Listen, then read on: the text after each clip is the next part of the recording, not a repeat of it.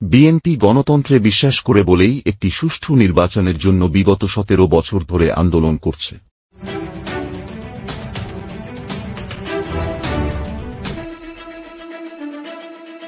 অন্তর্বর্তী সরকার যত দ্রুত সম্ভব একটি সুষ্ঠু নিরপেক্ষ নির্বাচনের পথ বাংলাদেশের 18 কোটি মানুষের সামনে উন্মুক্ত করুক আমরা চাই। রোববার সন্ধ্যায় নরসিংদীর লাল মিয়া কমিউনিটি সেন্টারে পাঁচদোনা, মেহেরপাড়া ও আন্দিয়া ইউনিয়ন যৌথভাবে আয়োজিত ইফতার ও দোয়া মাহফিলে প্রধান অতিথির বক্তব্যে এসব কথা বলেন বিএনপির স্থায়ী কমিটির সদস্য ও সাবেক মন্ত্রী ড আব্দুল মঈন খান। ইফতার মাহফিলে সভাপতিত্ব করেন পাঁচদোনা ইউনিয়ন বিএনপির সভাপতি মোহাম্মদ বাচ্চু মিয়া। তিনি আরও বলেন, হিংসা বিদ্বেষ পরিত্যাগ করে একটি শান্তিপূর্ণ সমাজে বসবাস করতে চাই আমরা।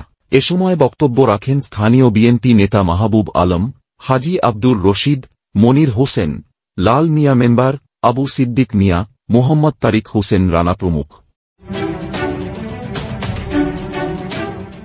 চেতনা টিভি, স্বাধীনতার চেতনায় চির উজ্জ্বল। আমাদের সঙ্গেই থাকুন।